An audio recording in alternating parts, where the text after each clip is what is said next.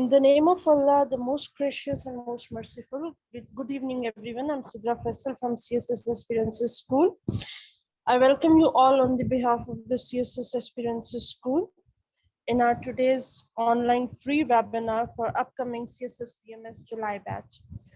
तो जो स्टूडेंट्स साथ साथ हमें ज्वाइन करते रहेंगे उनको हम एडमिट करते रहेंगे लेकिन तो let's start formally. Dear aspirants, CSS Experiences School has always been dedicated to provide the best mentoring and guidance to the students aspiring to excel in the CSS PMS exams. We firmly believe that every conqueror was once an amateur, and with the right approach and preparation, every graduate can pass the competitive exams. Well, if we talk about July batch, so in this July batch, we are introducing the totality approach. Totality approach is a comprehensive strategy that will help aspirants navigate the CSS exam with ease. Our experienced mentor will discuss the totality approach in detail, sharing their success stories and insights. I encourage all aspirants to stay tuned and make the most of this opportunity. Well, at CSS Experiences School, our aim is to equip students with that extra edge they need to succeed. We are committed to ensuring that every single student is well prepared and supported by our dedicated mentors.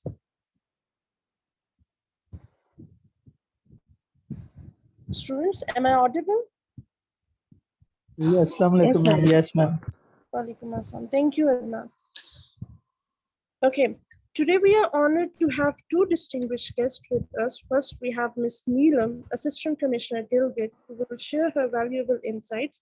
And secondly, we have, please mute yourself.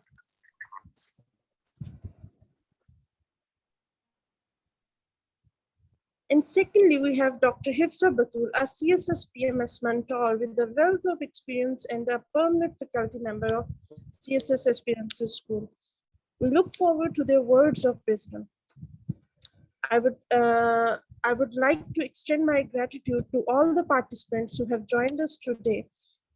If you are interested in joining our July batch, admissions are open now and regular classes will commence from 17th July 2023. Okay, we have three webinars for this July batch. Today we are going to have our first webinar with Assistant Commissioner Ms. Neelam and CSP Dr. Hifza Batul. Tomorrow we are going to have our second webinar with CSP Ms. Eman Ibrar, CSP Ms. Maha, and CSP Assistant Commissioner Aftab Azim sir. And the day after tomorrow, we are going to have a webinar with our mentors, Sir Aftab Khan and Ms. Zarnish, about the subject selection. Students, please mute yourself.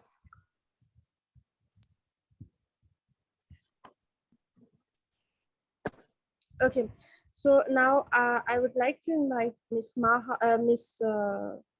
Neelam for sharing his words with you people and so that you can get a guidance from her. Ma'am, are you here? Yes, can you hear me? Assalamu alaikum. Yes, ma'am. Walaikum assalam. Can you see me? मैं क्योंकि GB में हूँ यहाँ पे video बीच में buffer भी करेगी and hoping against hope कि आप लोगों के साथ मेरी connectivity maintain रहे. Yes, ma'am. Without further ado, let's start. My name is Neelam Ali. I'm from the 48th CTP. आपको जैसे मैडम ने पहले बता दिया, I'm from the Pakistan Administrative Service. I'm currently posted as Assistant Commissioner Nagar. मुझे 6 months हो गए हैं यहाँ पे, मेरी second posting है.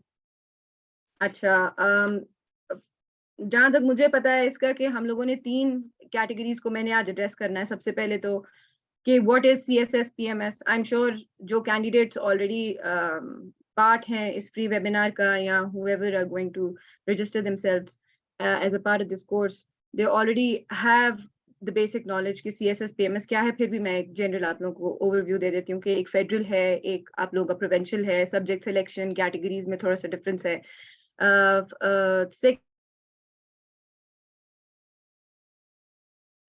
और बाकियों में किसी में PMS में I think there are 3 optionals, और बलूचिस्तान का जो PCS है, I am basically from Balochistan, और बलूचिस्तान का PCS भी इस तरह है कि उसमें 3 ऑप्शनल सब्जेक्ट्स हैं, बाकी देयर आर 5 कंपल्सरी सब्जेक्ट्स.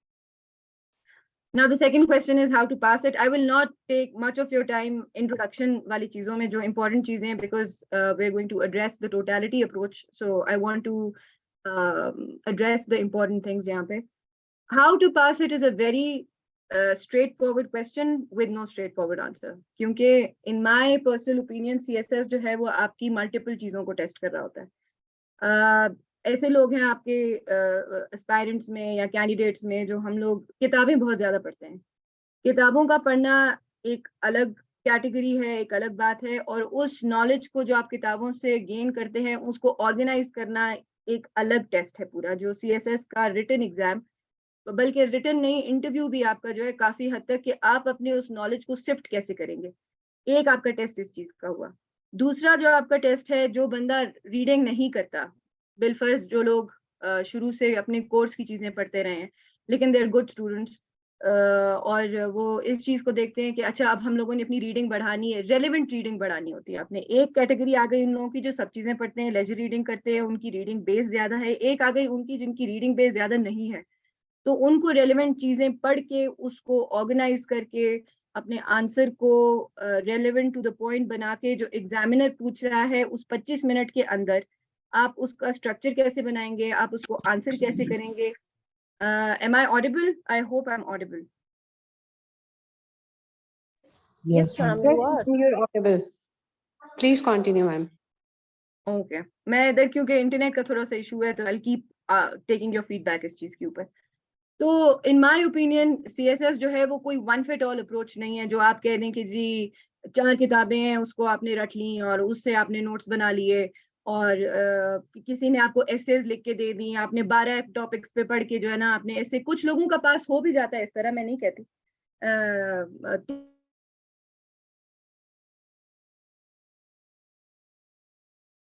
काम को, लेकिन ये फॉर श्योर मैं बता सकती हूँ कि there is no one fit all approach, कि जो चीज आपने कर ली और उसके बाद इंटरनेट कनेक्शन इज अनस्टेबल, अच्छा चले आप लोगों ने कर ली और उसके बाद जो है आप लोगों की सक्सेस गारंटी हो गई. It's a trial and error, आपको ट्रायल एंड एरर करना पड़ेगा और आपको बड़ा स्मार्टली चलना पड़ेगा when it comes to the comparative exam.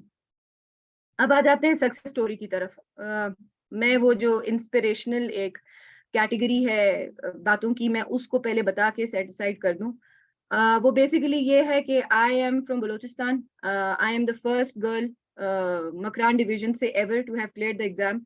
और यूजुअली जो पाकिस्तान की हिस्ट्री में जो हमारे बलूचिस्तान के कैंडिडेट्स होते हैं वो टॉप 20 पोजीशंस में नहीं होते, लेकिन मैं और मेरी कॉलीग जो है हमने टॉप 10 टॉप 20 दोनों positions, I was 18th she was 9th, तो वो बलूचिस्तान से ही हम लोगों ने स्कोर करके, मतलब we were pretty high up there उसके ऊपर. तो ये जो हो गया वो इंस्पिरेशनल स्टोरी उसकी सेटिस्फाइड हो गई. अब सक्सेस स्टोरी में 2-3 चीजें हैं. मैंने रिटर्न के टाइम पे कोई एकेडमी ज्वाइन नहीं की थी. My father is also from the service, तो I took my guidance from him. When it came to the interview, तो इंटरव्यू में does someone want to say something? No, ma'am, please go ahead. Okay, anyways. तो interview की जब बारी आई तो I was already working at the time and I got only 15 days to spare. उन्होंने मुझे 15 दिन की लीव दी. तो 15 दिन की लीव के अंदर जब मैं गई, मैं इस्लामाबाद ही गई मॉक इंटरव्यूज देने के लिए. तो लकीली और unluckily when I went there, तो उन्होंने मुझे बताया कि जब मैंने वो, आपसे हर एकेडमी फॉर्म भरवाती है कि आपके ऑप्शनल्स क्या थे, रिटर्न के बाद ऑप्शनल्स क्या थे. जब मैंने अपना ऑप्शनल्स का लिस्ट दिया तो जो वहाँ पे सर थे उन्होंने मुझे कहा कि मेंटली तैयार हो जाओ कि आपका score is going to be somewhere in the low 600s, क्योंकि मेरे 3 ऑप्शनल सब्जेक्ट्स ऐसे थे जो टारगेट हुए थे उस साल. There was IR, there was I law, there was gender.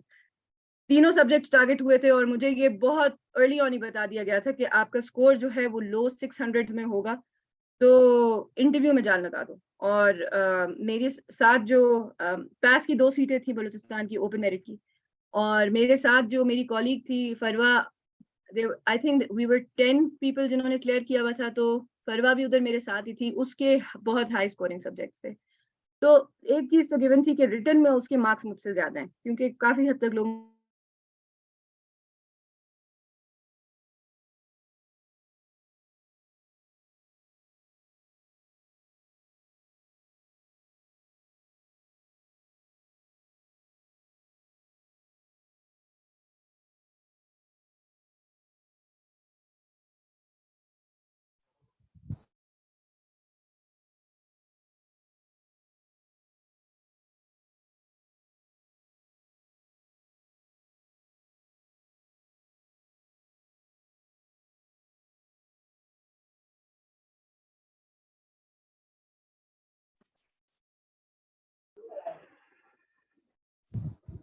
Students, I think so. There is a connectivity issue.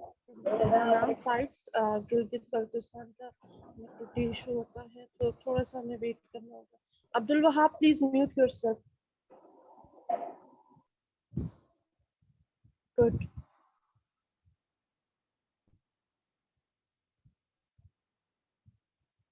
Meanwhile, आप लोग मैम के लिए क्वेश्चन प्रिपेयर करके रखें, बिकॉज उनके सेशन के बाद क्वेश्चन आंसर सेशन होगा, उसके बाद हमें सेकंड स्पीकर ज्वाइन करेंगे.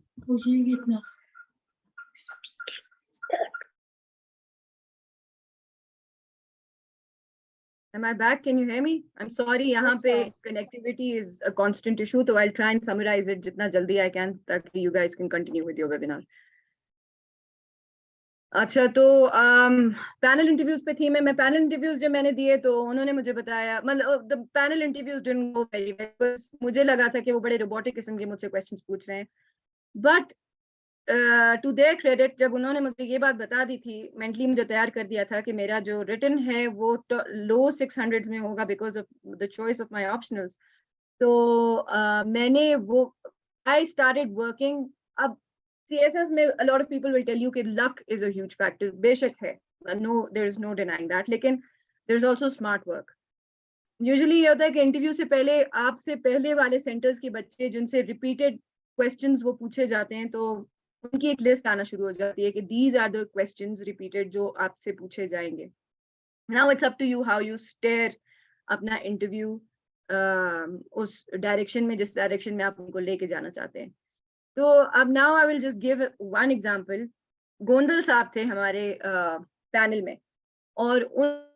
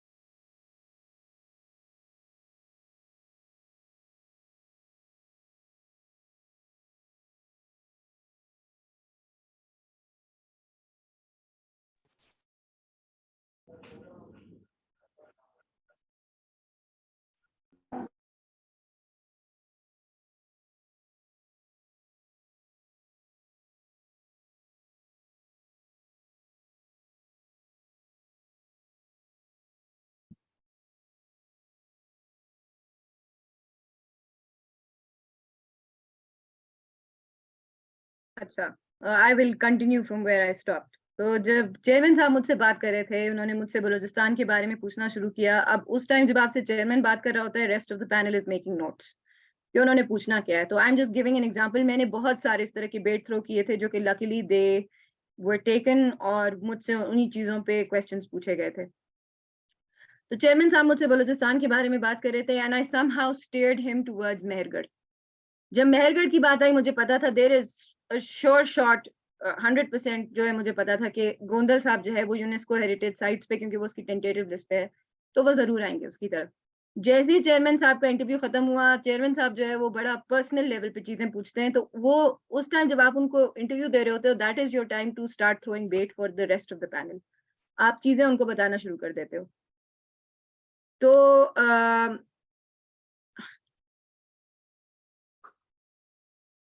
I really hope I'm still audible. अच्छा खैर, तो गोंदल साहब ने वो नोट कर लिया, और जैसे ही गोंदल साहब की दोबारा बारी आई, जब हसीब अतर साहब ने बात करना खत्म की, उन्होंने over to the next panelist किया। गोंदल साहब का पहला क्वेश्चन यही था कि how many heritage sites, UNESCO heritage sites can you name in Pakistan. मैं रट के गई थी ऑलरेडी, मुझे पता था कि वो चीज जब मैं बेट थ्रो करूंगी वो मुझे पूछेंगे, और उन्होंने मुझसे उस पर क्वेश्चन पूछा। सिमिलरली जब आईलॉ पे बात आई, तो न्यूरेमबर्ग ट्रायल्स और टोक्यो ट्रायल्स जो है वो मैंने बड़ा अच्छा तैयार किया हुआ था। इवन के न्यूरेमबर्ग ट्रायल्स में मैंने जो एग्जीक्यूट हुए थे उनमें 9-10 नाम भी मैंने याद कर दिए थे। तो जब उस पे बात करना स्टार्ट हुए, तो मैंने वो इतनी लंबी मैंने बात की न्यूरेमबर्ग ट्रायल्स पे कि एंड में वो जो पैनलिस्ट थे उन्होंने मुझसे सिर्फ इतना पूछा, अच्छा न्यूरेमबर्ग ट्रायल्स के साथ और कौन से ट्रायल्स थे, तो मैंने बता दिया टोक्यो ट्रायल्स। बात खत्म हो गई। तो my interview was 45 minutes overall, जो पूरा उसका टाइम था, and it was a very very pleasant interview. और इंटरव्यू के दौरान ही आप लगा लें आधे टाइम के बाद मुझे पता था कि I am gonna S this interview, क्योंकि आपको वो पैनलिस्ट के तरीकेकार से, आपके आंसर से, आपकी इंटरव्यू की ट्रैजेक्टरी से पता होता है कि आप किस तरफ को जा रहे हो। तो मेरी पोजीशन थी all over Pakistan, I stood second in the interview. Topper के बाद जो है सबसे हाईएस्ट मार्क्स मेरे थे। नाउ दैट बीइंग सेड, क्योंकि हमने अपनी सक्सेस स्टोरीज बेसिकली आपके साथ शेयर करनी है, बहुत सारे लोग बहुत सारी चीजों पे आपको डिस्करेज करेंगे। कोई कहेगा कि अब जैसे you have very good mentors यहाँ पे, एमन, she is gonna help you guys. I think subject selection में एमन आप लोगों के साथ होगी, and she is gonna help you guys कि आप लोगों ने कौन से सब्जेक्ट सेलेक्ट करने हैं। तो इस लेवल पे ये गाइडेंस आप लोगों के पास होना कि यूजुअली कौन से सब्जेक्ट्स हैं जो टारगेट होते हैं, यूजुअली उन सब्जेक्ट्स में, अब टारगेट तो होते हैं लेकिन उसका मतलब ये तो नहीं है कि you not gonna take the subject. If your hold is on something, अगर आपका इंटरेस्ट है उस चीज में, तो I think you can score well. बाकी क्योंकि मैंने कोई उस टाइम गाइडेंस, मैंने आप लोगों को बताया रिटर्न के टाइम, आप लोगों के क्वेश्चंस में मैं एंड पे आती हूँ कि एलोकेशन वगैरह क्यों नहीं होती। If I have time for question and answer, I don't know if there is an allotted time Yes, for ma'am, question you and have. Answering. Okay okay okay, तो वो मैं आती हूँ आप लोगों की उन क्वेश्चंस पे। बहरहाल बात मैं कंक्लूड करूंगी यहाँ पे। मैंने अपनी सक्सेस स्टोरी आप लोगों को सुना दी है कि अभी आप लोगों के पास जो गाइडेंस है, take full advantage of this, जहाँ पे वो आपको गाइड करेंगे कि कौन से सब्जेक्ट्स आपकी स्ट्रेंथ्स पे आप लोगों ने प्ले करना है सीएसएस के अंदर। ये कोई normal O level A level background से अगर आप हैं, आप मैट्रिक एफएससी से हैं, डजंट मैटर। आपकी सारी जिंदगी की पढ़ाई एक तरफ होती है और आपका सीएसएस जो है वो एक तरफ होता है। बहुत सारे ब्रिलियंट स्टूडेंट्स हैं आपके जो यूनिवर्सिटी के टॉपर्स होते हैं usually, but they are not able to score well CSS exam में, क्योंकि आप वही अप्रोच जो लेके अपने नॉर्मल पढ़ाई की तरफ लेके जा रहे होते हो। CSS is completely different. CSS game ही कुछ और है। उसमें आपने अपनी स्ट्रेंथ पे प्ले करना होता है। मैंने कहा ना, उसमें सिर्फ ये नहीं है कि आपने चीज को कितना अच्छा किया, आपने उसको प्रेजेंट कितना किया, आपने कितना उसको कूजे में बंद किया, आप समझे कितना जो एग्जामिनर पूछ रहा है। हमारे एक टीचर होते थे ओ लेवल पाक स्टडीज के, वो कहते थे कि क्वेश्चन को समझना आधा मैदान मारना है। कि बहुत सारे बच्चे होते हैं ना कि आपने ऑलरेडी ये made to do already notes आपको मिलते हैं, रट्टे लगा के चले गए, उसको लिख दिया एज इट इज, कोई कॉन्सेप्ट नहीं है, आपने बस छापना शुरू कर दिया उसको। जब आपका कॉन्सेप्ट नहीं, आप एग्जामिनर को, अब एग्जामिनर के पॉइंट ऑफ व्यू से अगर आप बात को सोचें, ही इज चेकिंग, एक दिन में पता नहीं 2000 पेपर पढ़ रहा है, 1500 पेपर पढ़ रहा है, वो क्यों आपको मार्क्स देगा? 33 नंबर अगर पासिंग मार्क्स हैं, वो हो सकता है कि वो क्वेश्चन का आपका पहला पैराग्राफ पढ़े, आप if you are not able to hold his interest, अगर आप उसको इंटरेस्ट नहीं कर रहे हो, उसको नहीं आप इंटरेस्ट बना रहे हो, तो 1500 पेपर और उसके पास पढ़ने के लिए, वो क्यों टाइम लगाएगा आपके पेपर के ऊपर? You have to set your self apart. चाहे वो आपका इंटरव्यू हो, चाहे वो आपका रिटर्न हो, आप लोगों ने ये चीज इंश्योर करनी है कि आप लोग एक वन फिट ऑल अप्रोच की तरफ ना जाएं। और जहां पे आप लोगों को कोई प्रॉपर गाइडेंस मिलती है, I think this is a very good forum, जहाँ पे हमारे कॉलीग्स आप लोगों को गाइड करेंगे इस चीज के ऊपर कि आप लोगों ने किस तरह, how do you address your questions. सबसे पहले तो how do you select your subjects, फिर आपने अपने क्वेश्चंस किस तरह करने हैं, आपने अपने को सेट असाइड किस तरह करना है। क्योंकि 300 बच्चे अगर क्लियर भी कर लेते हैं, आपके 1%, 2%, 10% लगा लें जो है, उनको मिलते हैं उनके मोस्ट प्रेफर्ड ग्रुप्स। अच्छा, मोस्ट प्रेफर्ड ग्रुप्स की तरफ भी मैं इसलिए नहीं जाऊंगी, जो 12 के 12 ग्रुप्स हैं सब बहुत इंपॉर्टेंट काम कर रहे हैं। यहाँ पे एक हमने एक कॉन्सेप्ट बनाया हुआ है कि जी फलाने ग्रुप में हुआ तो आप सक्सेसफुल हैं। एवरी ग्रुप इज डूइंग बहुत बड़ा काम, उनकी बहुत बड़ी कंट्रीब्यूशन है इस पूरी स्टेट मशीनरी को चलाने में। लेकिन अगर आपने खुद को सेटिसाइड करना है, अगर if you want to score higher than everybody else, वहां पे जो बाकी 300 बच्चे भी क्लियर करेंगे, उसके बाद शिफ्टिंग प्रोसेस वो इंटरव्यू में भी स्टार्ट होगा। जब आपने अगर वो शिफ्टिंग प्रोसेस से गुजरना है, then you have to work smartly and then you have to develop a strategy accordingly. तो इस फोरम का आप लोग इस्तेमाल करें जहाँ पे ऑलरेडी हमारे कॉलीग्स जो है आप लोगों के साथ है, they gonna help you guys. तो I think I am gonna open this for question answers because I don't know कि मेरा इंटरनेट कितनी देर तक चलेगा। I think chat में कुछ questions आए हैं। Sidra, should I start taking their questions?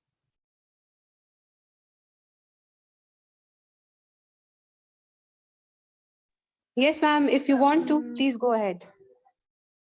There are a few questions. I think I'm going to answer them जब तक इंटरनेट मेरा साथ देता है। Allocation क्यों नहीं हो पाती जब क्लियर भी हो जाए CSS? देखें, अगर आप पंजाब से हैं तो I'm not going to go against facts यहाँ पे। अगर आप पंजाब से हैं, आपकी पॉपुलेशन ज्यादा है, पंजाब से बच्चे भी ज्यादा क्लियर करते हैं, और बच्चे ज्यादा क्लियर करने का एक फायदा नुकसान दोनों, आप लोगों की सीटें जो है वो आप लोगों की अपनी कोटे के लिहाज से हैं। और एलोकेशन इसलिए नहीं हो पाती क्योंकि अगर कितनी, आई डोंट नो कितना परसेंटेज क्या है आप लोगों का, तो आप लोगों की सीटें जो है वो ज्यादा फिल भी हो जाती हैं, हम लोगों की सीटें जो है वो कैरी फॉरवर्ड भी होती हैं, तो उसमें थोड़ा सा हम लोगों को एक एडवांटेज होता है उस चीज का। ओके, तो एलोकेशन इसलिए नहीं हो पाती कि यहाँ तो फिर आप लोग क्या कह सकती हूँ, पॉपुलेशन की वजह से, कोटा की वजह से, there are number of factors, उसमें कोई एक चीज नहीं है, there are multiple factors allocation ना होने की। बस मैं आप लोगों को यही बताई हूँ, सेट योरसेल्फ अपार्ट। आप लोगों को जो एक चीज बाकियों से अलग करेगी वो आपके स्ट्रेंथ्स पे प्ले करना है। अगर आप लोगों ने तोते की तरह बाकी वही काम करने शुरू कर दिए जो बाकी सब कर रहे हैं, तो पैनलिस्ट के पास क्या वजह है कि वो आपको ज्यादा नंबर दे, या एग्जामिनर के पास क्या वजह है कि वो रिटर्न में आपको ज्यादा मार्क्स दे बाकियों से। 300 बच्चे और आप लोगों के साथ हैं इंटरव्यू पे, पता नहीं 5000 6000 पेपर जो आपका एग्जामिनर चेक कर रहा है। If you don't hold their interest, अगर आप अपने आप को अपने स्ट्रेंथ पे प्ले नहीं कर रहे, if you are not setting yourself aside from the crowd, तो आपको वही नंबर मिलेंगे जो एवरेज सबको मिलते हैं। जब एवरेज नंबर मिलेंगे तो एलोकेशन भी उसी हिसाब से होगी। तो just play on your strengths. कितना टाइम लगा तैयारी में, आपने इंग्लिश कैसे इम्प्रूव की थी, डेटा कलेक्शन के लिए कौन से मेथड्स बेस्ट है? कितना टाइम लगा था तैयारी में? I think it was 5 to 6 months थे, क्योंकि I was working at the time also, तो 5 to 6 months। इंग्लिश कैसे इम्प्रूव की थी? I used to read a lot, cliched बातें वही, रीड अ लॉट, मूवीज देखें। बाकी ये कि आप लोग काइंडली अपने को म्यूट कर दें। और प्रैक्टिस मेक्स परफेक्ट, आपको प्रैक्टिस करनी पड़ेगी। इसमें मैं एक exploring the world of English एक किताब है, बड़ी दकियानूसी किस्म की, और हम जो स्पेशली हमारे जो ओ लेवल बैकग्राउंड वाले होते हैं, हम लोग उसको देख के कहते थे कि यार ये कौन पढ़ता है, इतनी पुरानी किताब है ये, इतनी अंग्रेजी भी पुरानी किस्म की सारी बताई हुई है उसके अंदर, बट दैट वर्क्स।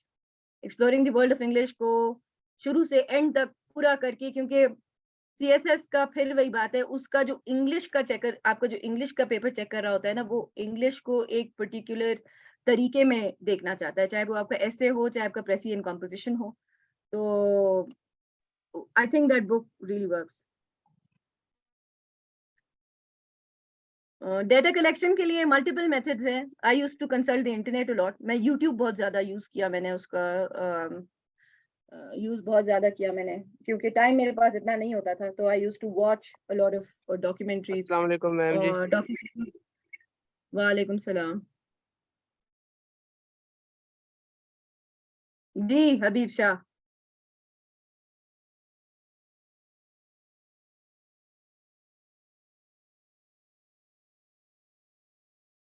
बस आपने सलाम ही देना था, नो क्वेश्चन।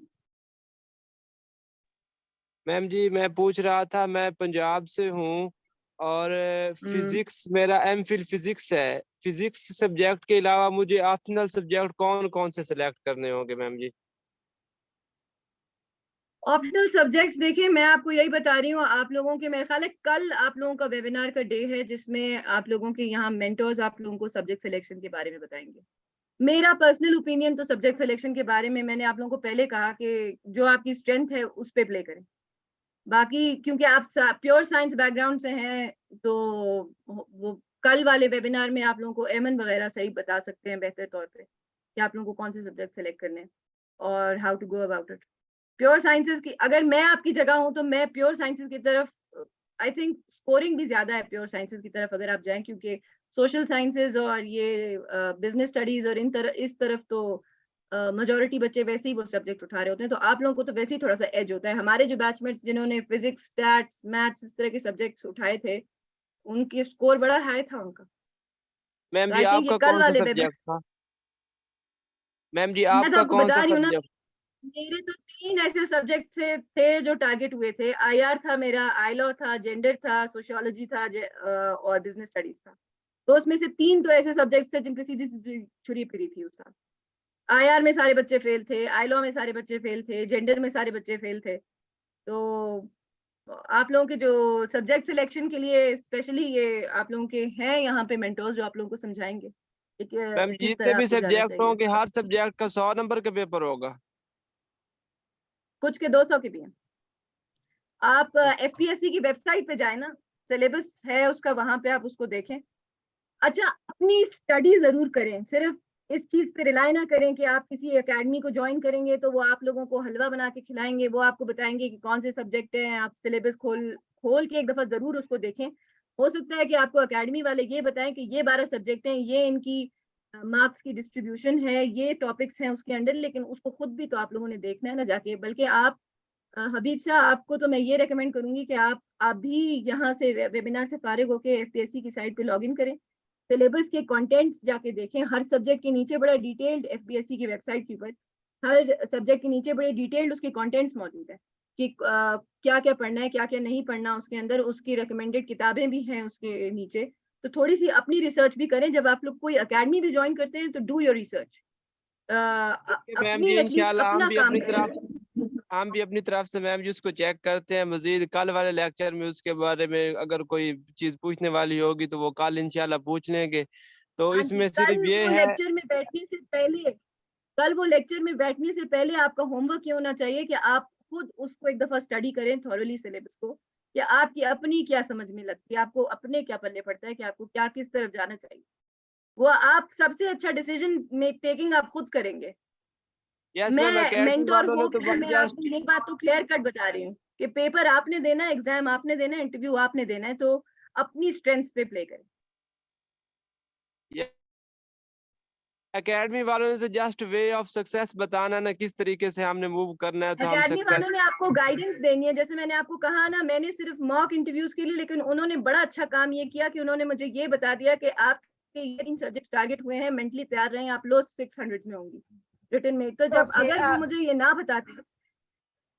हाँ थैंक जी, यू हाँ वेरी जी, मच हबीब। लंबी मैम हो नेक्स्ट क्वेश्चन की तरफ चलते हैं। एक्चुअली हबीब जो है वो बिल्कुल न्यू है, उन्हें जो है ना चीजों का आइडिया नहीं, तो आप बेसिक से स्टार्ट करें। तो मैम नेक्स्ट क्वेश्चन की तरफ चलते हैं। हाँ, how can we choose the subjects to become a CSP officer? Again Sania, आपका ये क्वेश्चन कल वाले वेबिनार में होपफुली आंसर हो जाएगा जिसमें आप लोग सब्जेक्ट सिलेक्शन की बात करें। ऑप्शनल सब्जेक्ट्स खुरम मैं अपने बता चुकी हूँ। How to stand out in written exam, work on your writing skills, work on your answers, practice makes perfect। सिर्फ पढ़ने पे फोकस नहीं होना चाहिए, लिखें आंसर्स को। बहुत दफा ऐसे होता है कि आपके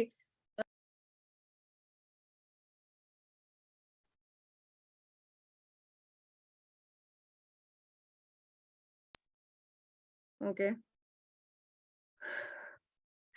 can you hear me Sidra?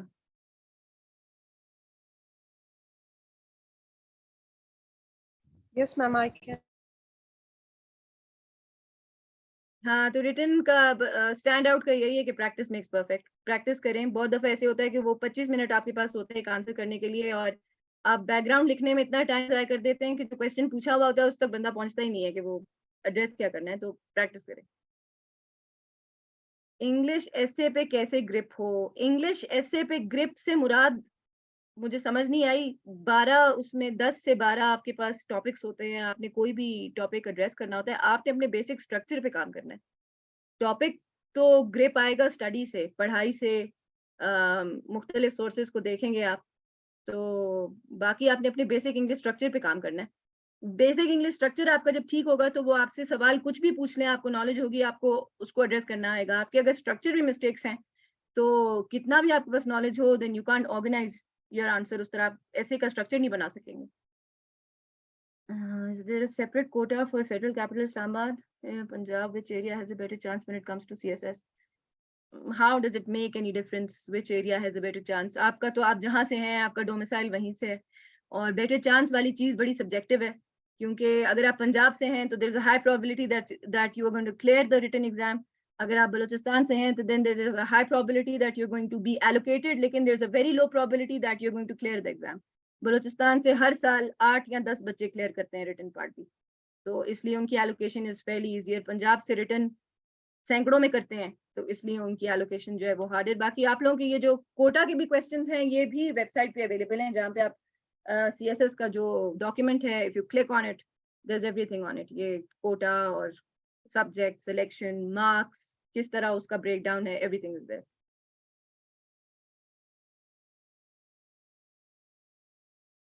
MPT clear करना जरूरी है, देन ही हम CSS के रिटन एग्जाम अपेयर होंगे। जी बिल्कुल, ये सवाल है या स्टेटमेंट है? And how can we give the best in exam? Play on your strengths. मैं बार बार आपको ये बता रही हूँ, just play on your strengths. International relations के साथ इंटरनेशनल लॉ अच्छा है या कॉन्स्टिट्यूशनल लॉ? दोनों अच्छे हैं, depends on what you like better. मुझे तो आई लॉ पसंद था, तो I opted for I law. Again मैं वही कहूँगी, सब्जेक्ट के कॉन्टेंट्स देखें, अपना एक डिसीजन, एक वेल रेड डिसीजन एक आपका अपना भी होना चाहिए। सिलेबस की कंटेंट्स देखें तो आपको शायद बेहतर अंदाजा हो जाए कि आपने करना किस तरफ है, क्योंकि exam at the end of the day आपने देना है।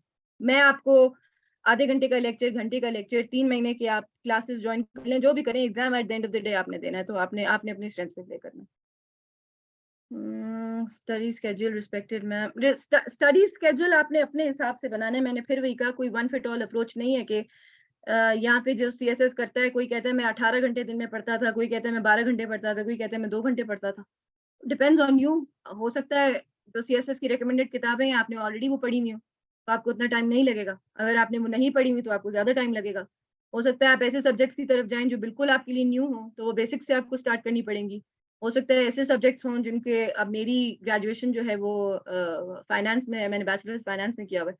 बिजनेस स्टडीज मैंने हाथ भी नहीं लगाया। मेरा ख्याल है मैंने हार्डली 2 घंटे वो सब्जेक्ट शायद पेपर से पहले देखा होगा, क्योंकि वो उसके अंदर जो भी चीजें थी आई ऑलरेडी न्यू देम, तो मैंने टाइम ही नहीं जाया किया उसके ऊपर। बिजनेस स्टडीज में मेरा स्कोर भी आई थिंक 78 था, तो जो चीजें मुझे पहले आती थी उन चीजों पे मैंने टाइम नहीं जाया किया, जो मुझे नहीं आती थी वो मैंने पढ़ी थी। तो 3 books every aspirant must read, Eamon. 3 books apart from, again मैं अगर टिपिकल आपको मैं आंसर दूं तो Pakistan hard country will help you with your Pakistan affairs की बेसिक्स जो आप बनाएंगे। और उसके अलावा conquest of happiness Burton Russell की विल, अच्छा बर्टन रसल की बुक्स जो हैं सारी, कॉन्क्वेस्ट ऑफ हैप्पीनेस तो मैं पर्सनली आपको रेकमेंड करूंगी, उसका जो टेक अवे है वो भी बड़ा अच्छा है। और बर्टन रसल का जो स्ट्रक्चर है लिखने का, जो राइटिंग का तरीका है, वो जैसे वो क्या कहेंगे उसको, वो जो CSS का जो वो नहीं, गुरु नहीं होते, जो आपने किसी चीज को अगर सीखना है कि कैसे करना है, तो वो जो स्ट्रक्चर है एसे का, जो राइटिंग का तरीका है, रीड बर्टन रसल की बुक्स। तो उसमें मैं आपको ये रेकमेंड करूंगी। बाकी जिसमें इंटरेस्ट हो आपका आप पढ़ें, उसको, उस पर कोई पाबंदी तो नहीं है। अब काफी सारी बुक्स हैं, कार्टोग्राफी टाइप की आपने पढ़नी है, और there are lot of options.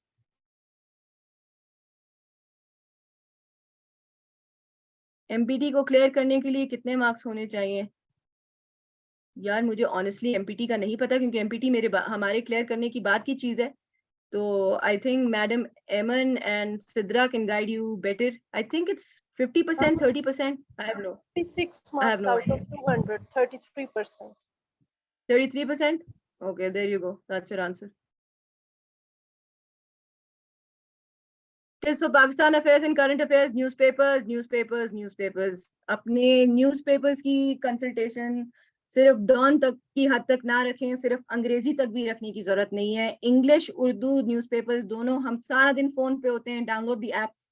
सारे जो मेजर न्यूज़पेपर्स हैं हमारे, डॉन हो गया, द न्यूज़ हो गया, बाकी आपका द इकोनॉमिस्ट हो गया, न्यूयॉर्क टाइम्स हो गया, गार्डियन हो गया, इन सब के एप्स आर अवेलेबल फोन के ऊपर. और जो नहीं सब्सक्राइब करना चाहता तो दिन में 3 आर्टिकल्स उनके फ्री होते हैं. CNN BBC फ्री है कंप्लीटली. जितना न्यूज़ आप पढ़ सकते हैं डेली, अपने दिन के 3-4 घंटे, आप बहुत भी पढ़ाई कर रहे हो, ये 2 घंटे सोशल मीडिया के हम दिन में लगाते हैं जो फोन पे. तो even if you using your phone free time में, free time is not exactly free time when you preparing for your CSS exam. तो उसमें अपना एक टाइमिंग रखें कि सुबह उठ के जब आप बिस्तर में भी स्क्रॉल कर रहे होते हैं, तो इंस्टेड ऑफ स्क्रॉलिंग फेसबुक और इंस्टाग्राम और Twitter, start scrolling for news की हेडलाइंस. 3-4 महीने की बात है, बहुत मैक्सिमम लगा लो साल की बात है. आपको you just have to discipline yourself. आपने एक रूटीन में आना है. करंट अफेयर्स, पाकिस्तान अफेयर्स किताबों से जब आप पढ़ेंगे, ठीक है, वो आपका बेस बनाते हैं, लेकिन द डाटा इज ऑब्सोलीट. जो नया डाटा है वो आपको न्यूज़ से मिलेगा. तो अपनी न्यूज़पेपर की जो है वो पढ़ाई ज्यादा करें. एनी अदर क्वेश्चन जो मुझसे रह गया हो? I think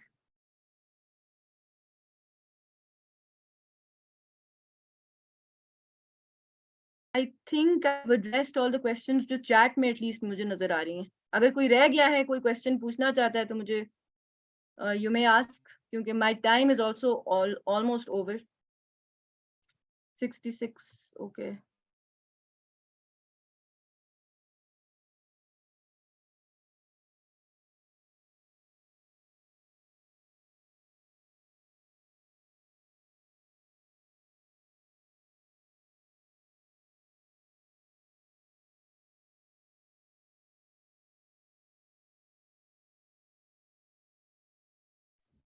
Yes, Aziz Khan, you can unmute your mic and you can ask your question.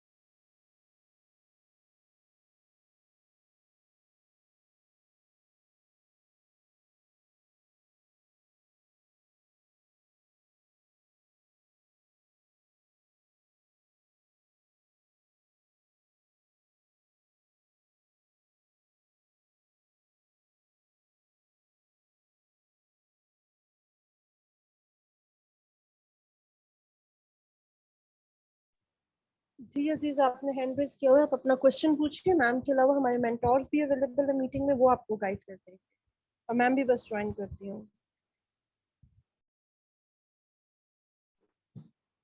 अस्सलाम वालेकुम.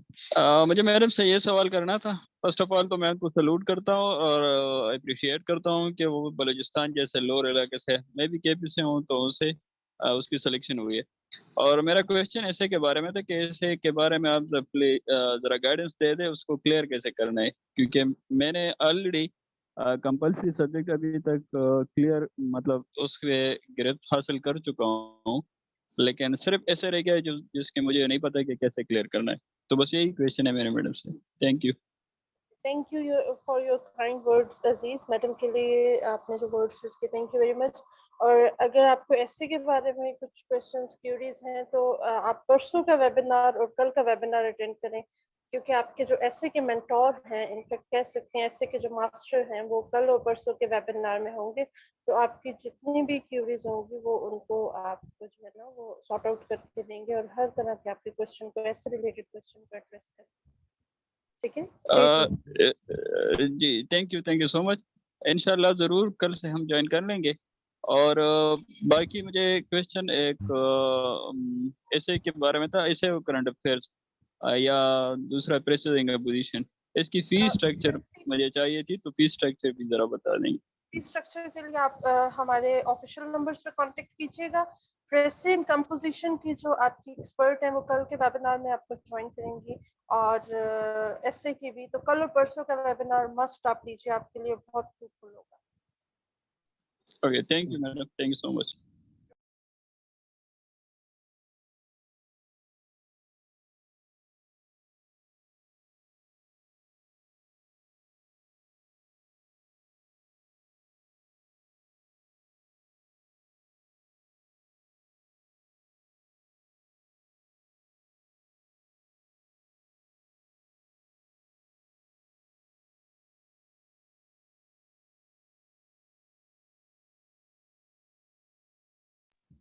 चलिए स्टूडेंट्स,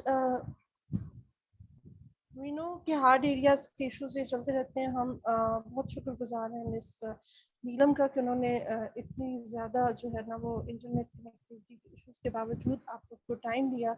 और इसके बाद अभी बस आप लोग कुछ सेकंड्स और वेट कीजिए। हमारी second speaker CSP doctor Hifsa Batool, जो कि हमारी फैकल्टी मेंबर भी हैं, वो आप लोग को ज्वाइन करेंगे और आप लोग के जो क्वेश्चंस जो पहले भी आप लोगों ने इतने उससे रिलेटेड भी और मजीद भी आपके वो क्वेश्चंस और क्यूरीज को एड्रेस करेंगे।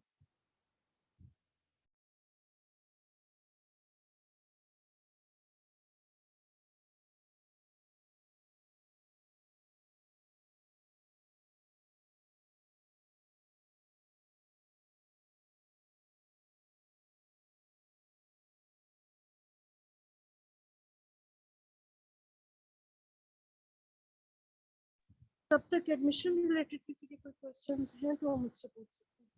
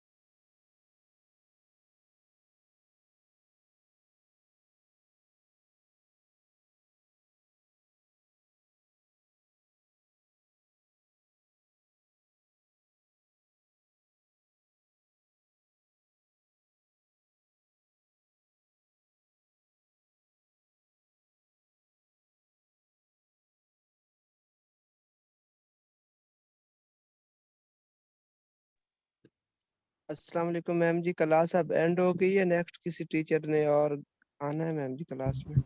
वालेकुम अस्सलाम। हबीब, अनाउंसमेंट हुई है CSP डॉक्टर हिफ्सा बतूल की, बस हमें थोड़ी देर में ज्वाइन कर वेट कीजिए। तब तक हम एडमिशन रिलेटेड क्वेश्चंस ले रहे हैं, तो आपको कोई एडमिशन रिलेटेड क्वेश्चन है तो आप प्लीज पूछिए। मैम जी इसमें आप उबैद प्लीज आप अपने आप को म्यूट कीजिए। जी हबीब पूछिए। जी मैम, एडमिशन के बारे में मैम जी बता दें, सेशन की फी वगैरह कितनी होगी? हबीब, सेशन की फी डिटेल सब वेबसाइट पे अवेलेबल हैं। वेबसाइट का लिंक आप हमारे ऑफिशियल कॉन्टेक्ट्स पे कांटेक्ट कीजिए तो वहाँ पे आपके साथ शेयर कर दिया जाएगा। और वेबसाइट को आप एक्सप्लोर करें। FPSC की वेबसाइट के साथ साथ आपने CSS एस्पिरेंसी स्कूल की वेबसाइट भी एक्सप्लोर करनी है फॉर इंफॉर्मेशन। ठीक है। सही है। बाकी मैम बता रहे थे वो सब्जेक्ट वगैरह के हवाले से भी, वो भी हम चेक कर लें। अगर उसके अंदर और कुछ समझ ना आई तो वो आप गाइड कीजिएगा। मैम ने आपका ही नाम लिया मेरे ख्याल में। श्योर हम आपको गाइड करेंगे। चलें, सो स्टूडेंट्स ठीक है, हमें थैंक यू। डॉक्टर हिफ्सा ने ज्वाइन कर लिया है। Thank you ma'am. अस्सलाम वालेकुम ma'am.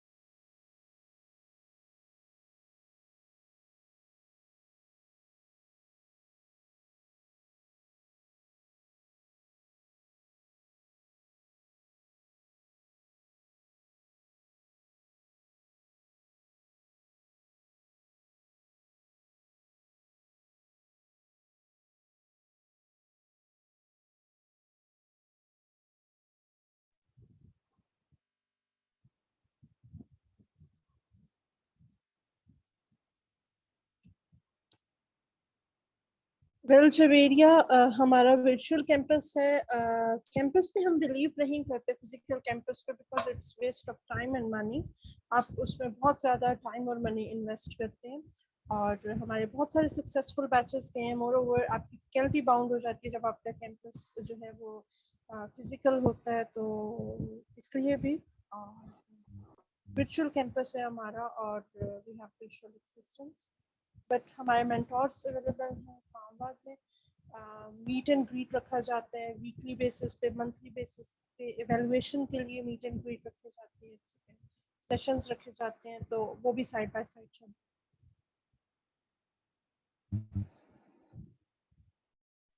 Assalamu alaikum everyone. First of all, my apologies कि मैं 2-3 मिनट लेट हो गई. I was in class. I am Dr. Hifza Batool from 48th Common Training Program. आपको बताया होगा, and Permanent Faculty of CSS Aspirant School. सबसे पहले तो I welcome you all कि आप लोग जो हैं आपने आज ज्वाइन किया।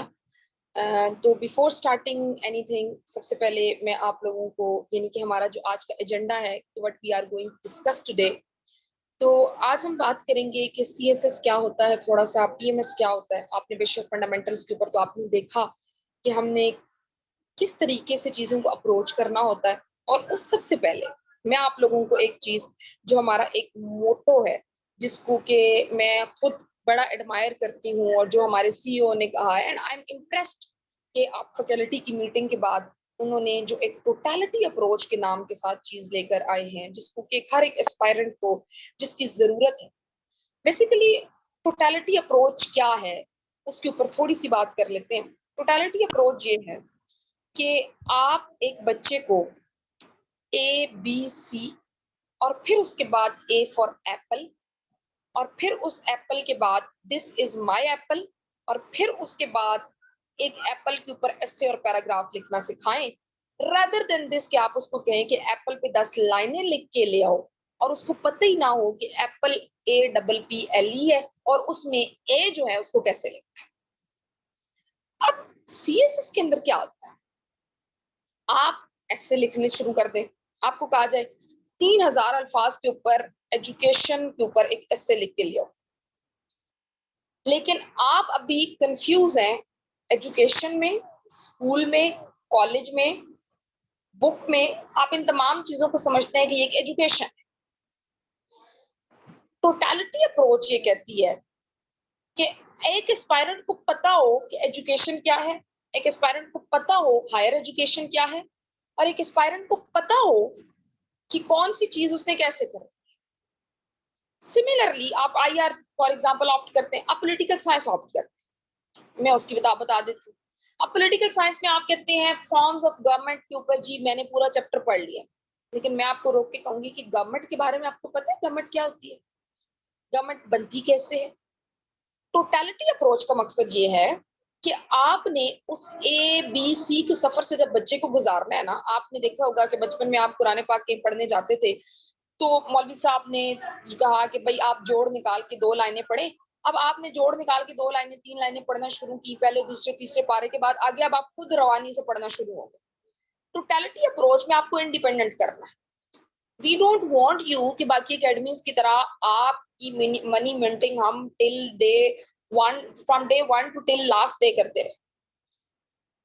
We want you to be independent, कि आप इतने इंडिपेंडेंट हो कि आप किसी सब्जेक्ट को खुद से अप्रोच कर सकें।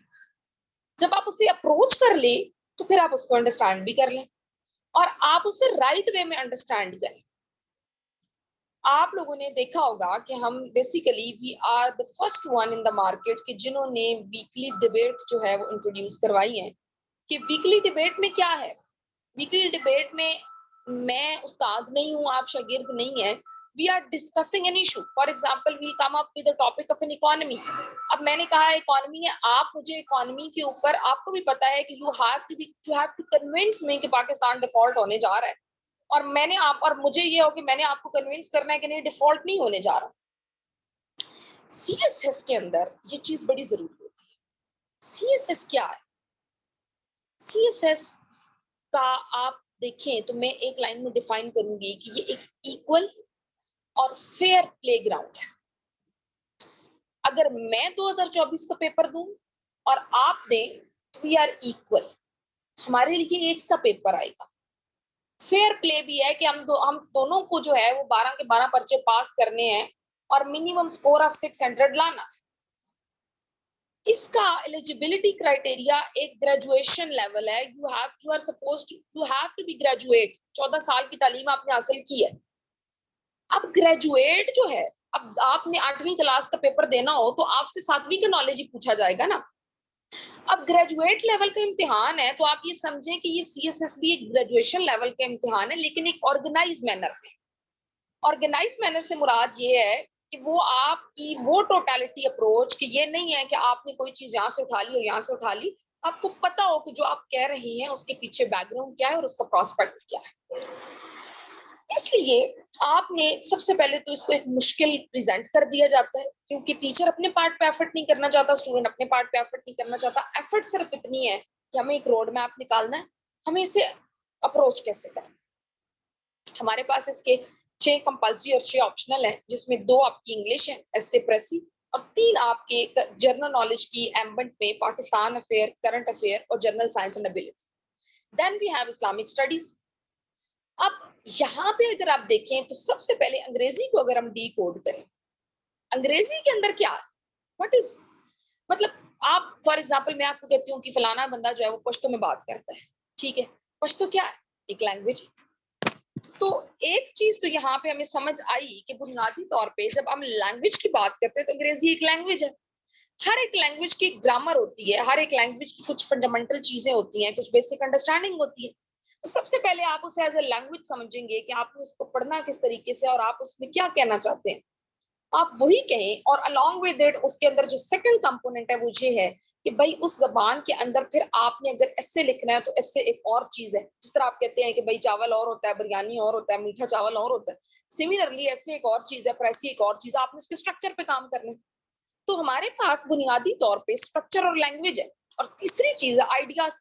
अब जो हमारी डिबेट है, वीकली जो हम डिबेट ऑर्गेनाइज करते हैं, उसका मतलब ये है कि हम आपको आइडिया दें, उस आइडिया को फिर आप लिखें और उसको आप इवेलुएट कराएं। आपकी अंग्रेजी किस तरह ठीक होती है, अंग्रेजी आप लिखते हैं, गलती करते हैं और आप ठीक करते हैं। उसके बाद जो हमारे पास तीनों सब्जेक्ट हैं जनरल नॉलेज के, उसमें मैं ये कहती हूँ कि जनरल साइंस एंड एबिलिटी आपका एक हिट सब्जेक्ट है, जिसमें आप 80 नंबर भी ले सकते हैं। ये आपका साइंस और मैथ है। पाकिस्तान और करंट अफेयर आपकी इंटरमिंगल सब्जेक्ट है। पाकिस्तान अफेयर की 3 डोमेन्स हैं। भाई पाकिस्तान बनने से पहले, पाकिस्तान बन गया, उसके 2 मसले हैं जी, आइन नहीं बन रहा और उसकी पार्टीशन, उसके अर्ली प्रॉब्लम्स, और आज का पाकिस्तान। अब आज के पाकिस्तान और के अंदर आपने करंट अफेयर को जूम कर देना है। आज के पाकिस्तान की आपने सियासी, समाजी, माशी, माशरती मसाइल, फिर आपने इसके नेबर के साथ, और फिर ज्यादा से ज्यादा यूएस और यूके तक जाना है। मसला ये होता है, स्टूडेंट कहता है कि वो मैंने अब कहाँ से करंट अफेयर करूं, कैसे करूं। टोटलिटी अप्रोच में जब आपको बता दिया जाएगा, टोटलिटी अप्रोच में जब हम डिस्कस करेंगे कि यूएस, यूके, रशिया, अच्छा क्या था, कैसे वर्ल्ड दुनिया क्या है जी, क्या हुआ, अच्छा वर्ल्ड वॉर जी, वो हुआ, फला हुआ, सीटो सेंटो, फ्रेंच रेवोल्यूशन आया है जी, अच्छा जर्मनी को ये हो गया, फलाना हो गया। अब यहाँ पे आपको चीजें पता चल गई, आपको पता चल गया कि सब कॉन्टिनेंट का ये मसला चल रहा था। अब उस टोटलिटी अप्रोच में जब आपके पास कश्मीर इशू फॉर एग्जांपल लिखने को आ गया है, तो आप उसको किसी भी एंगल से अप्रोच कर सकते हैं। कमिंग टूवर्ड इस्लामिक स्टडीज बड़ा क्रूशियल सब्जेक्ट है, मेरा अपना सब्जेक्ट है, मैं अपनी उसकी क्लास लेके आ रही हूँ। उसमें हम ये चीज देखते हैं कि भाई आपको अक्सर लोग कहते हैं फलां बंदे को फील कराओ, आप उसके सब्जेक्ट के बंदे हो। आप कैसे फील करा सकते हो?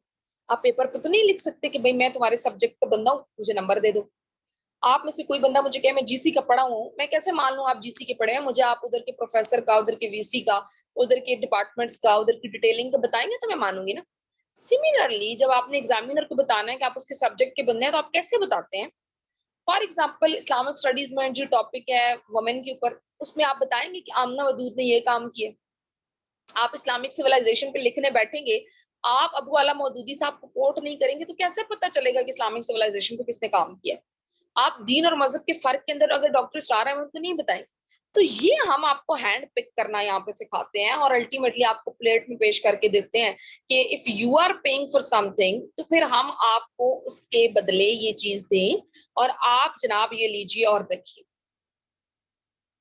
बेसिकली द मिशन इज कि आप कहीं पे जब कुछ पे करते हैं तो आप एक सर्विस डिमांड करते हैं। We just need your time, उससे ज्यादा नहीं। आप टाइम दें, आपको बाकी तमाम चीजें इस प्लेटफॉर्म से रेडीमेड मिले और आप बाकी जगहों से डिफरेंस क्रिएट करें। मैं बहुत सारी एकेडमीज के साथ पढ़ा रही हूँ, लेकिन यहाँ पे मैं पर्सनली इसलिए पढ़ाती हूँ क्योंकि इधर 10 से 12 या 15 का अगर हम एक डेडिकेटेड ग्रुप बनाते, और आपको मैं यहाँ पे ये बताऊं कि Sidra is here in class, वो हैं तो ऐसे नहीं है, like she is very active admin. ये शी रिमेन इन क्लास जब हमारी ऑनलाइन क्लास हो रही होती है, एंड शी मेक श्योर कि भाई जिसने पैसे पे किए हैं वो क्लास लेने आए।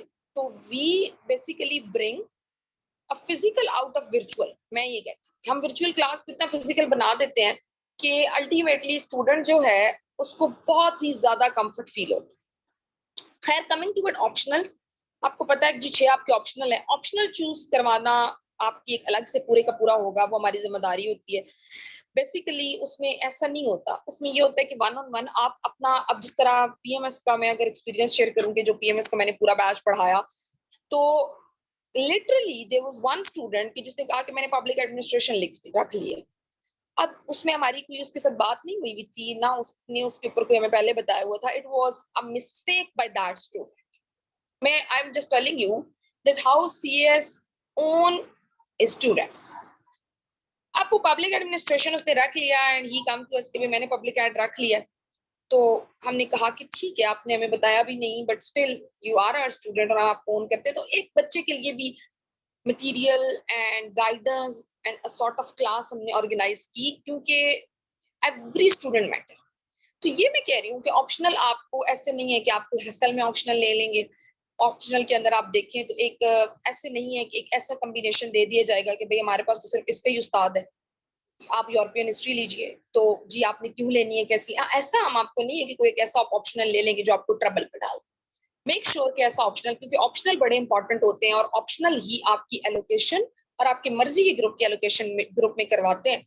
और अब अगर हम देखें तो एफपीएससी का जो एक शिफ्ट है कंपल्सरी से ऑप्शनल के ऊपर हो रहे हैं, वहां पे कंटेंट आपका बड़ा जरूरी है, कंटेम्प्रेरी एनालिसिस बड़ा जरूरी है।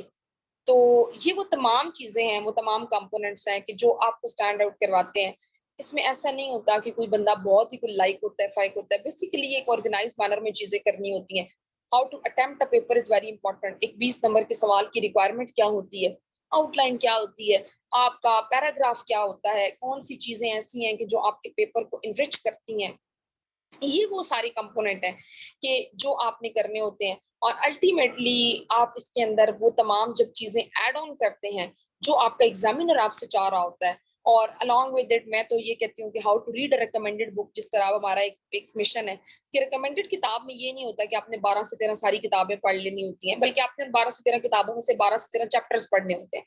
तो आपने क्या करना है कि just download the available books, उनमें से वो चैप्टर्स कॉपी कीजिए, वो पेस्ट कीजिए, अपनी किताब बनाइए, एडमिन आपको किताबें प्रोवाइड करते हैं, ग्रुप के अंदर आपको वो दी जाती हैं। और वन मोस्ट इम्पॉर्टेंट थिंग, मैं अपनी ये श्योरिटी देती हूँ, बाकियों का तो मैं आई कांट से एनीथिंग, लेकिन ये है कि मेरी जो क्लास होती है that is followed by the writing practice. I believe in one thing कि आप कहीं से भी लेक्चर ले सकते हैं, यूट्यूब से लीजिए, फलानी जगह से लीजिए, आप किसी उस्ताद के पास जब आते हैं, एक बंदा के जो इस प्रोसेस से गुजरा होता है, जिसने पास किया होता है, तो आप उसका एक्सपीरियंस ऐसे नहीं होता कि वो आपको अपना नोट्स थमा देता है। आप उसका एक्सपीरियंस किस तरह लेते हैं, जब आप अपनी राइटिंग को उससे एवेलुएट करवाते हैं और आप ये कहते हैं कि भाई वो क्या चीज थी कि जो तुमने की, तो किस तरह मैं वो डिफरेंस क्रिएट कर सकता हूँ, और फिर उसको आप इनरिच करवाते हैं। इसलिए I believe in this thing. और आप चाहे एक टॉपिक पढ़ें या फिर आप पूरे का पूरा सिलेबस पढ़ दें, आपको हर एक, मेरी जो क्लास होती है वो 2 पार्ट्स पे डिवाइड होती है। नॉर्मली मैं 1.5 घंटे की जो क्लास होती है वो 1 घंटा 10 मिनट लेती हूँ, और उसके बाद 20 मिनट में आपकी राइटिंग प्रैक्टिस को देती हूँ, ताकि आप लोग लिखें और इवैल्यूएट करवाएं, लिखें और इवैल्यूएट करवाएं। Ultimately at the end of the session आपकी राइटिंग प्रैक्टिस इतनी हो चुकी होती है, क्योंकि राइटिंग का एक ही रूल है और वो है प्रैक्टिस। और आपका एग्जामिनर आप किस तरह जानता है, आपके पेपर से जानता है, उससे आपने डिफरेंस क्रिएट कर। सो ये कुछ बेसिक चीजें हैं। मैं बेसिकली ज्यादा फोकस करना चाहती हूँ आपके क्वेश्चन आंसर्स के ऊपर कि आप मुझसे क्या चाहते हैं, क्योंकि टाइम हमारा वैसे भी शायद आपको हो रहा है, लेकिन still if you guys have any curies, तो मैंने ये बिल्कुल एक, आप ये समझिए कि एक रॉ किस्म की चीजें आपके साथ शेयर की हैं। बाकी रेगुलर क्लासेस में ज्यादा ऑर्गेनाइज चीजें मैं शेयर कर सकूंगी। जिनके जो क्वेश्चन है काइंडली वो हैंड रेज करें, तो एडमिन आपको अनम्यूट करेंगे।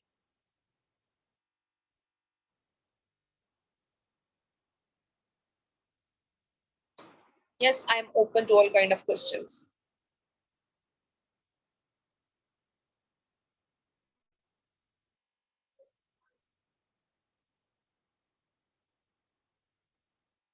अच्छा जी, बेसिकली हमारा जो ये प्रोजेक्ट है दैट इज ऑनलाइन। बाकी फिजिकल के हवाले से सिद्रा जरा थोड़ा सा आपको ब्रीफ करेंगी।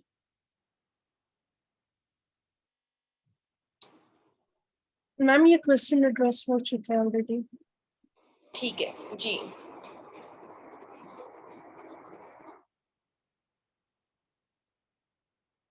स्टूडेंट्स आप लोग अपने आप को अनम्यूट करके क्वेश्चन पूछ सकते हैं मैम से। जी प्लीज। इसमें आप लोग को कास्ट से रिलेटेड जितने क्वेश्चन है, सब्जेक्ट से रिलेटेड कोई भी, तो मैम ऑल इन वन एक पैकेज है आप लोग के लिए, तो वो सारे क्वेश्चन आप लोग एड्रेस कर सकते हैं। अस्सलाम वालेकुम। यस वालेकुम अस्सलाम प्लीज। मैम मैं पब्लिक एड के हवाले से क्वेश्चन पूछना चाह रहा हूँ कि मतलब पब्लिक एड जो हम रख रहे हैं ना, वो ज्यादातर मतलब कुछ चीजें थियोरेटिकल आ जाती है, ज्यादातर अप्लाइड आ जाती है, तो या क्या ये स्कोरिंग सब्जेक्ट है इतना कि हम उसको मतलब कर सके उतना, या अच्छा, अब कोई बेसिकली दूसरा पब्लिक सब्जेक्ट? के हवाले से 2 चीजें हैं। 2016 में जब सिलेबस चेंज हुआ तो उसके बाद हमारे पास प्राइमरीली इसका मार्क्स 100 हो गए, लेकिन इसका सिलेबस 200 का ही है। Secondly, public administration is a sort of generic subject. अगर मैं उसकी आपको एक आउटलाइन बताऊं तो उसके अंदर आपका लोकल गवर्नमेंट सिस्टम है, आपका बजट है, आपकी पब्लिक पॉलिसी है, आपका लीडरशिप है, स्ट्रेस मैनेजमेंट है, मोटिवेशन है। ये मोटे मोटे वो टॉपिक हैं कि जो यहाँ पे सारे आते हैं। अब ये वो टॉपिक्स हैं कि जिनके अंदर आपने वैल्यू एडिशन करनी होती है। Public ad is that type of subject जिसको अगर आप जेनेरिकली पास करेंगे तो वो आपको 40, 44, 45 पे मारेगा। अगर आप पब्लिक एडमिनिस्ट्रेशन में एफर्ट पुट करेंगे तो ये पब्लिक एडमिनिस्ट्रेशन आपको 75, 80 पे भी लेके जा सकता है। पब्लिक एडमिनिस्ट्रेशन को फ्लॉप कहना कुछ हद तक ठीक है, लेकिन पब्लिक एडमिनिस्ट्रेशन को अगर आप सही से तैयार करते हैं, उसको आप वैल्यू एडिशन देते हैं, उसको आप रिकमेंडेड सोर्स से पढ़ते हैं, क्योंकि हमारे पास सबसे बड़ा मसला ये है कि सिर्फ सुल्तान खान को फोकस किया जाता है, तो फिर आप उसके अंदर क्या कर सकते हैं कि एक बहुत ही अच्छा स्कोर हासिल कर सकते हैं, और ये एक बड़ा इंटरेस्टिंग सब्जेक्ट भी है। ठीक है, इस्लामियात के हवाले से स्कोरिंग टिप्स के बारे में बताऊं तो इस्लामियात में बेसिकली कुछ 3-4 चीजें हैं। इस्लामियात में आपने वैल्यू एडिशन किस तरह करना होता है। सबसे पहले तो इस्लामियात के ऑब्जेक्टिव को फोकस करें। एग्जामिनर उसको आपको बहुत ज्यादा टेस्ट कर रहा है, मुश्किल दे रहा है। इस्लामियात इंग्लिश में ऑप्ट करना is better as compare to Urdu, क्योंकि उसमें पासिंग रेशियो भी ज्यादा है, और आपका पेपर जो कंटेम्प्रेरी रिलेटेड आता है, यानी कि हालात हाजरा के साथ जो आपको पेपर लिंक करके दे रहे हैं, उसके अंदर वो ज्यादा बेहतर होता है। एक 20 नंबर के सवाल की कंप्रीहेंसिव आउटलाइन 1 से 1.5 सफ़े की बना के 2 आयात, 2 अहदीस और 2 रेफरेंसेस लाजमी कोट करें। ओरिएंटलिस्ट पर्सपेक्टिव अपने पेपर में देने की कोशिश करें कि वेस्टर्न स्कॉलर क्या कहते हैं। फॉर एग्जांपल आपने प्रॉफिट की लाइफ देखी है तो आप उस पे कह रहे हैं आर्मस्ट्रांग आपको क्या कहते हैं। आपने सिविलाइजेशन की बात की है तो आपने वो कहना है कि भाई उसके ऊपर आपका वुडरो विल्सन क्या कहते हैं। आपने अगर इस्लामिक सिविलाइजेशन की बात की है तो उसका कंपैरिजन ड्रॉ कीजिए वेस्टर्न सिविलाइजेशन से। अपने हर एक टॉपिक को कंटेम्प्रेरी रेलेवेंस देने की कोशिश कीजिए, जैसे इंपॉर्टेंस ऑफ दीन in contemporary world, prophet as a peace maker को कंटेम्प्रेरी वर्ल्ड के साथ लिंक करें। मिसाकी मदीना है तो उसको इंटरफेथ हार्मनी के साथ आप किस तरीके से लिंक करते हैं। स्टेटस ऑफ वुमेन है तो उसको आप फेमिनिस्ट मूवमेंट्स के साथ, औरत मार्च के साथ किस तरीके से लेकर चलते हैं। ये वो तमाम पॉइंट्स हैं कि जो आपके पेपर को इनरिच करते हैं, आपके पेपर को बाकियों से स्टैंड आउट करवाते हैं। नॉन मुस्लिम्स जो हैं वो इस्लामिक स्टडीज का पेपर कर सकते हैं, लेकिन उनके लिए जो है वो बुनियादी तौर पे इस्लामिक स्टडीज के अलावा जो एक और ऑप्शन है जो कि कंपैरेटिव रिलीजन का, वो ले सकते हैं। पॉलिटिकल साइंस और आईआर के हवाले से बुनियादी तौर पे वी आर लकी इनफ कि सर आफ्ताब जो है वो ही इज आईआर स्पेशलिस्ट, और उनके साथ जब आपका इंटरेक्शन होगा। लेकिन बेसिकली आईआर और पॉलिटिकल साइंस के अंदर मैं ये कहती हूँ कि अपना कैलिबर देखिए। कैलिबर से मेरी मुराद ये है कि आप किस तरह की चीजों के अंदर इंटरेस्टेड है। नेशनल पॉलिटिक्स में इंटरेस्टेड है, ऐसा सिलेबस कि जो आप ये चाहते हैं कि बुनियादी तौर पे आपने याद किया और आपने उसी में से आपका पेपर आ जाए और आपको एवरेज 120 का स्कोर 200 में से मिल जाए, तो फिर तो आप पॉलिटिकल साइंस में जाए। इंटरनेशनल रिलेशन के अंदर एक ऐसा सब्जेक्ट जिसमें आप बुनियादी तौर पे एक डेवलपमेंट्स इंटरनेशनल लेवल के ऊपर और ऐसी डेवलपमेंट्स की जो डेली बेसिस पे ऐड हो रही हैं, जिनमें आपकी नॉलेज इनरिचमेंट तो हो ही रही है, लेकिन उसके अंदर फिर आपको अप टू डेट रहना है और अपने पेपर को आपने अटेम्प्टिंग के अंदर बड़ा इंपॉर्टेंट रोल प्ले करना है। उसको करंट अफेयर का पर्चा नहीं बना देना और करंट अफेयर के पर्चे को आईआर का नहीं बना देना, तो फिर आप आईआर में। लेकिन if you want to play safe तो फिर political science is a wise choice. बाकी सीएसएस पास करने का बच्चों there is no one formula, ठीक है। बेसिकली सीएसएस पास करने के लिए what you ever need is कि भाई आपको एक गाइडलाइन, आपको पता हो कि आपने पेपर को अप्रोच कैसे करना है। एफपीएससी आपके से सिलेबस पास पेपर्स के साथ जो कम्युनिकेट करती है, तो आपने उसको क्या करना है, उसी को लेकर चलें और उसको आपने देखना है। स्ट्रक्चर जो है वो एफपीएससी का सेम होता है, क्वेश्चन नया आ सकता है, ये चीज बड़ी इंपॉर्टेंट है, ठीक है।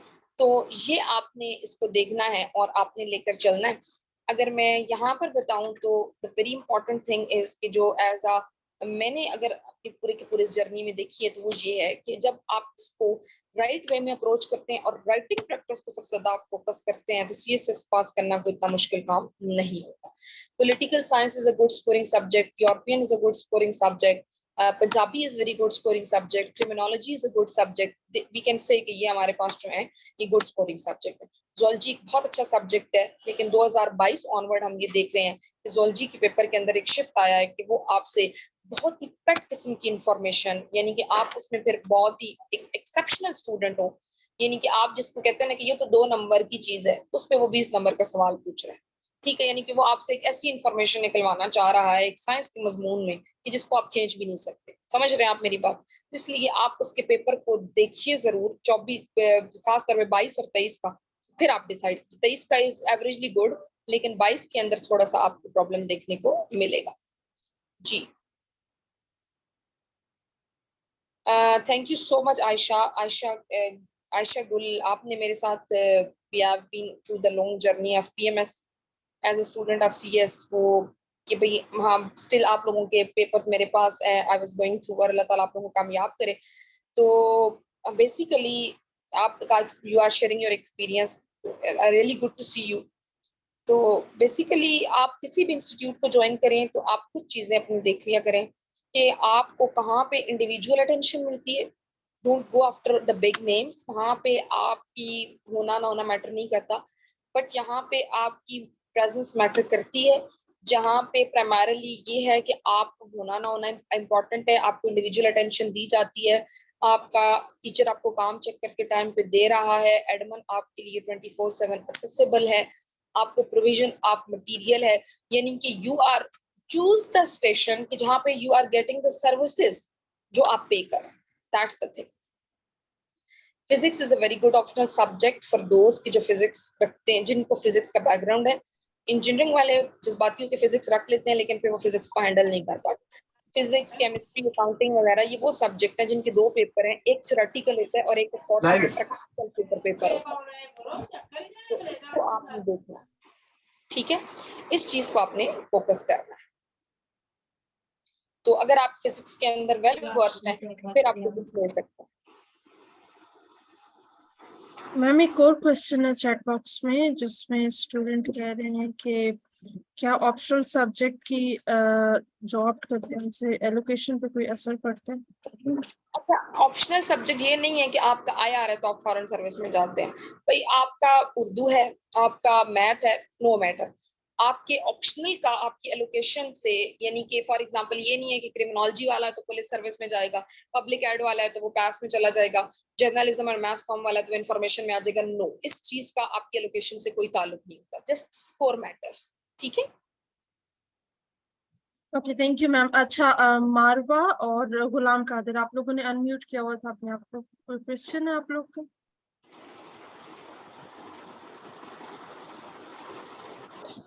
जी अस्सलाम वालेकुम जी वालेकुम सलाम। मैडम, मेरा क्वेश्चन ये है कि मैंने एमफिल बॉटनी किया हुआ है। ठीक है, तो आप बॉटनी को एज ऑप्शनल जरूर लीजिएगा क्योंकि आपने एमफिल किया हुआ है तो आपको उसका एक ऐसी अंडरस्टैंडिंग होगी। लेकिन एक और चीज मैं बता दूं कि सिर्फ इस बेसिस के ऊपर नहीं, अक्सर CSS के अंदर हम गो विद फ्लो भी जाते हैं, तो बॉटनी के अंदर पेपर बड़े कम होते हैं तो उनके अंदर फिर वो आपको बहुत ज्यादा स्क्रूटनाइज करके चेक करता है। वैसे आप अगर देखें तो उसमें आपके पास जेंडर स्टडीज जो है और एनवायरमेंटल साइंस वो मोस्ट टेकन सब्जेक्ट्स होते हैं। लेकिन बॉटनी में अगर आप कॉन्फिडेंस है आपको कि आप बॉटनी कर सकते हैं तो बिल्कुल आप बॉटनी जरूर लीजिएगा। वैसे एक सेफेस्ट चॉइस एनवायरमेंटल साइंस या फिर जेंडर स्टडी, और gender study is very interesting और वो फिर आपको ऐसे में भी हेल्प आउट करता है आपका, क्योंकि जेंडर की डोमेन के ऊपर इस दफा भी उसने 3 ऐसे पूछ लिए हैं, इसलिए कि मैं जेंडर को खुद पर्सनली जो है वो रिकमेंड भी करती हूँ और जेंडर मैं यहाँ पे पढ़ाती भी हूँ।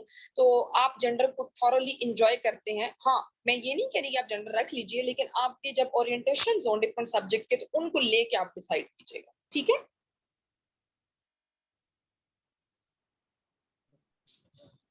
और प्लीज मेरा क्वेश्चन एक ये भी है कि मैंने अभी अभी ज्वाइन किया, मुझे पता नहीं था। अच्छा, और इसमें आपका क्या क्राइटेरिया, कब से क्लासेस वगैरह स्टार्ट होंगी, क्लासेस वो ऑनलाइन आपको होती एडमिन हैं? बताते हैं सब कुछ, बाकी सारी जितनी भी चीजें हैं वो आपको सारी जो है वो एडमिन बताती हैं। सो जी जी ठीक है, ये जो जितने भी की एलिमेंट्स थे, चले बेसिकली ठीक। हमारी काफी जो फंडामेंटल्स हैं वो डिस्कस हो गए हैं। It was really nice interacting you all, thank you so much and I am looking forward to see you all in my regular class. तो over to you thank you Sidra. Very much madam. अस्सलाम वालेकुम ma'am. जी जी जी वालेकुम सलाम। Ma'am I have done my bachelor in civil engineering, so आप क्या मुझे सजेस्ट करती हैं कौन से ऑप्शनल सब्जेक्ट होने चाहिए? मैंने भी चूज क्यों है अपने, पॉलिटिकल साइंस है, जेंडर स्टडी है, governance and public policy, anthropology and criminology. Governance और पब्लिक पॉलिसी के अलावा सारे अच्छे हैं, और एंथ्रोपोलॉजी को पंजाबी या किसी और लैंग्वेज से रिप्लेस करें। और गवर्नेंस और पब्लिक पॉलिसी के अलावा मैं ये कहूंगी कि कोई हिस्ट्री का सब्जेक्ट आप देखें तो ज्यादा बेहतर है। बाकी ऑप्शनल के ऊपर जो आपकी क्लास होगी ना प्योरली ऑप्शनल के ऊपर, तो उसको जरूर ज्वाइन कीजिएगा, उसमें भी आपके काफी की एलिमेंट्स कवर होंगे। मैनेजमेंट का मैम आपके पास कोई सच नहीं होता असद, तो MBA अगर आपने किया हुआ है तो आप ऑप्शनल्स के अंदर देख लीजिएगा। एक तो आप बिजनेस एडमिनिस्ट्रेशन ले सकते हैं, अगर आपने अकाउंटिंग अच्छी है तो आप अकाउंटिंग फाइनेंस भी ले सकते हैं। तो इसमें आप सिलेबस देख के आप डिसाइड कर सकते हैं कि मैनेजमेंट में आपने चीजें कितनी जो है वो किस हद तक पड़ी हुई है।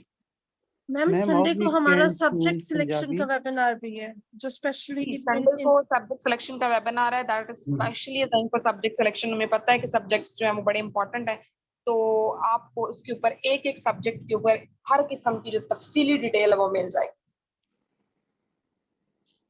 Thank you very much ma'am for your precious time, thank you very much. इंशाल्लाह फिर स्टूडेंट्स की आपके साथ क्लासेस में मुलाकात होगी। Okay, students, admissions are open. 17 July onward आपकी regular classes हैं. July